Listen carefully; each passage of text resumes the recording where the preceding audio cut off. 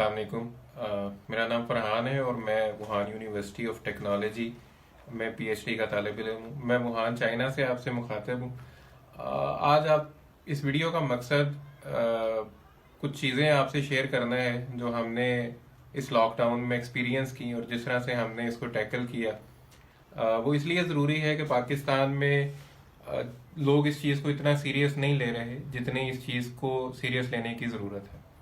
यहाँ पर मैं दो मिथ्स इसके बारे में क्लियर करना चाहता हूँ। पहली तो शायद पाकिस्तान में लोगों के जहन में ये है कि गर्म मौसम में ये नहीं फैलता, जो कि रियलिटी नहीं है। गर्म मौसम इसके स्प्रेड को स्लो ज़रूर कर देता है, लेकिन इसके स्प्रेड को बिल्कुल ख़त्म नहीं कर सकता या वायरस को किल नहीं कर सकता। इसकी वाज़ेह मिसाल ये है कि ऑस्ट्रेलिया में और गल्फ कंट्रीज में जहाँ पर इस वक्त अच्छी खासी गर्मी है, वहाँ भी ये स्प्रेड हो रहा है। तो पहले तो ये चीज़ मत सोचें कि ये गर्म मौसम से मर जाएगा।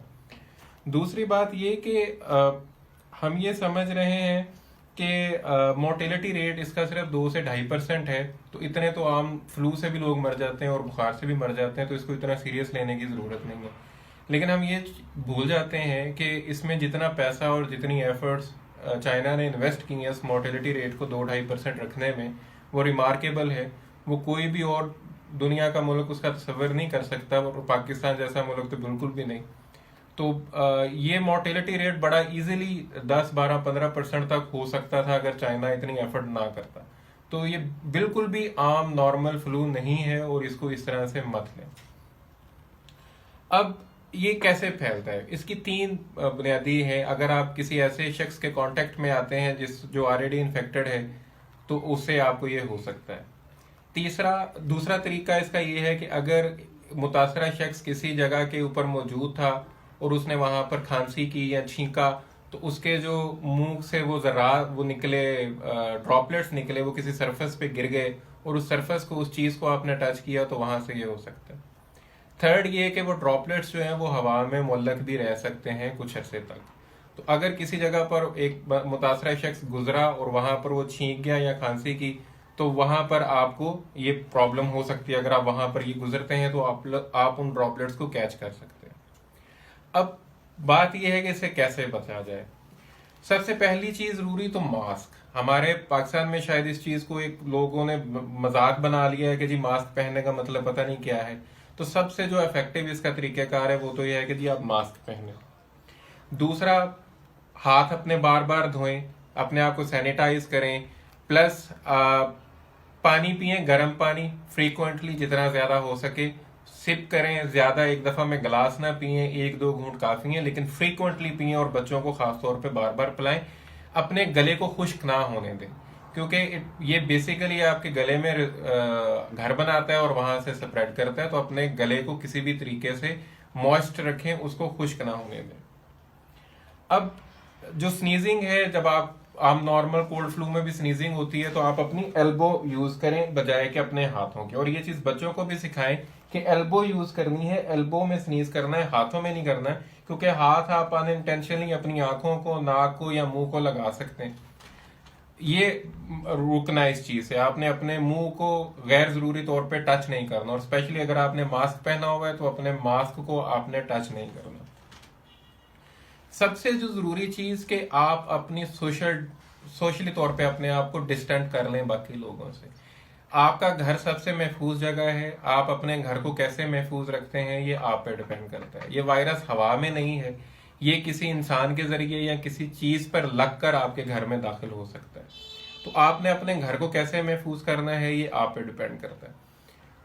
अगर घर में 5 लोग मौजूद हैं तो सिर्फ एक बंदा जो है वो बाहर जाए, बाकी कोई बाहर ना जाए। और जब वो बाहर, और फ्रीक्वेंटली बाहर भी ना जाए, कोशिश करें 4-5 दिन की ग्रोसरी इकट्ठी कर लें और 4-5 दिन के बाद बाहर निकलें। नहीं तो अपने घर में अपने बच्चों को टाइम दें। जो बंदा बाहर जाए वो अपने बाहर जाने के जूते और कपड़े अलग रखें, जाते हुए मास्क पहने, और अगर ग्लव्स पहन सकता है तो ग्लव्स पहने।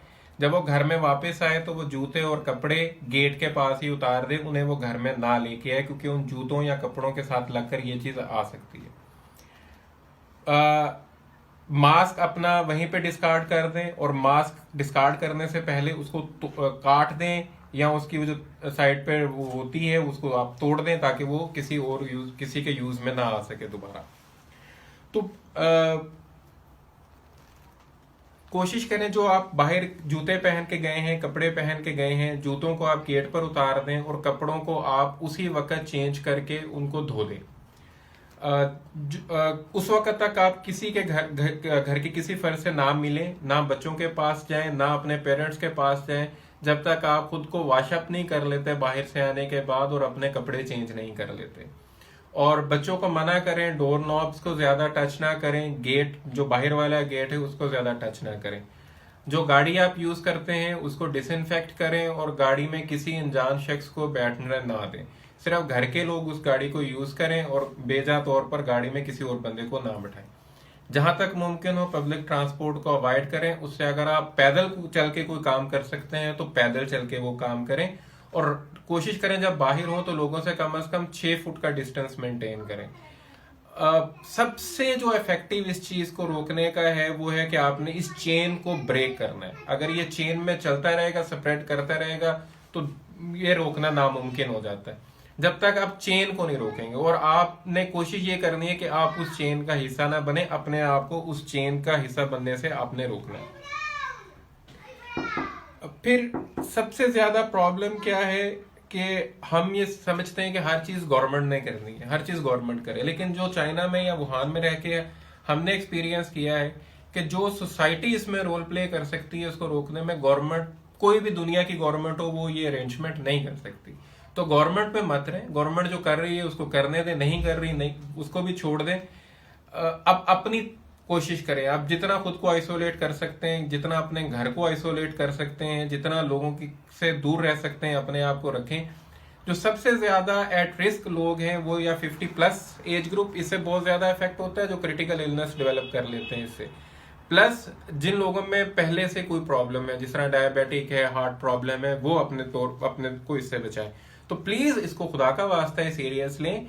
ये जुक्तबाजी से या फेसबुक पे मीम बनाने से ये खत्म नहीं होगा, ना फेसबुक की डिस्कशन से ये खत्म होगा। ये प्लीज इसको खुदा का वास्ता है सीरियस लें। दुनिया का डाटा ये शो करता है कि जहां पर भी ये केसेस 100 से ऊपर गए हैं, वहां विद इन वीक ये थाउजेंड्स में चला जाता है।